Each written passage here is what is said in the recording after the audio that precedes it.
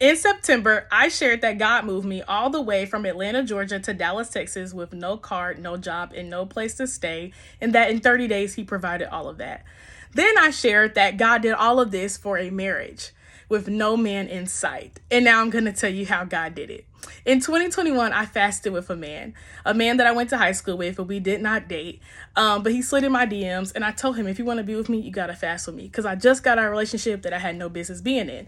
And I thought that the fast would make him go away. I was so adamant on that I wanted to focus on myself.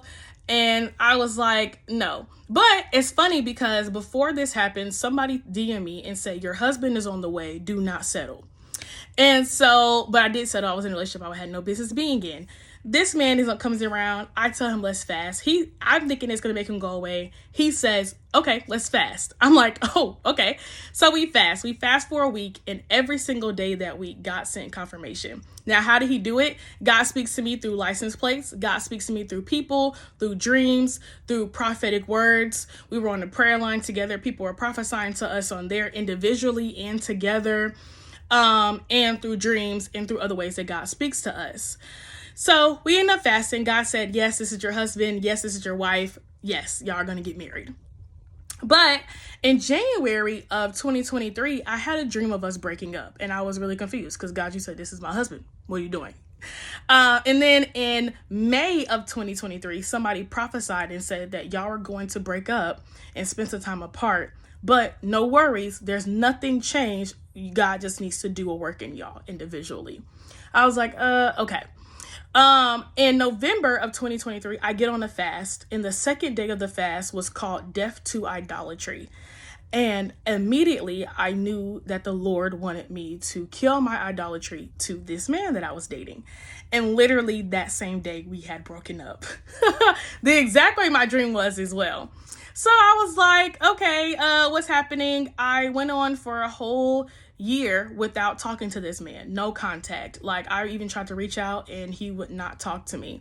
But every single day of this year, God continuously sent people, sent things, sent confirmations, sent prophecies and dreams to me, showing me what this man was going through, and also showing me that, yes, you're still getting married. And I forgot about the word that he gave me until I finished the fast, and everything came back to me. And I was like, wow, I literally had a dream about this. It literally was prophesied. Okay, God, I see what you're doing.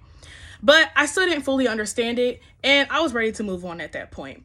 However, God kept telling me no. I talked to other people. It wouldn't work out. God was adamant. No, this is your husband. So at the beginning of 2025, I kept seeing the word restoration like 7 times. And I was like, God, this has nothing to do with my marriage, or I don't even know what this has to do with me. What are you restoring? And God showed me after the 7th time that I saw the word restoration, that it was about my marriage, because the guy that God told me was my husband, he ended up liking my pictures on Instagram. And I was like, what?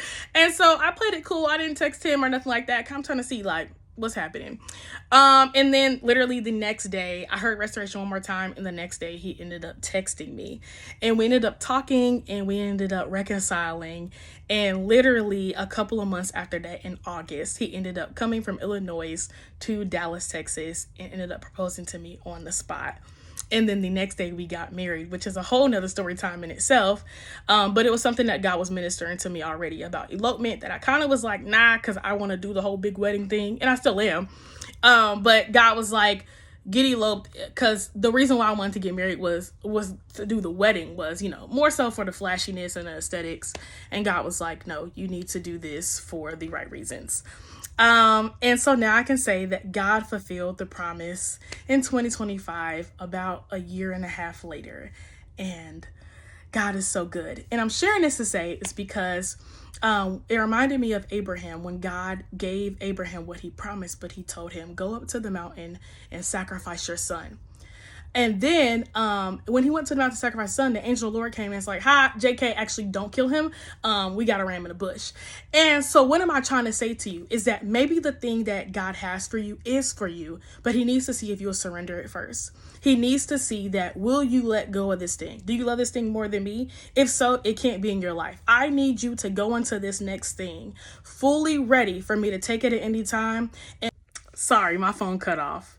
But God wants you to go into this next thing fully ready for you to surrender whatever it is he wants you to surrender, so you can be focused on him, and he will bring it back around at the right time.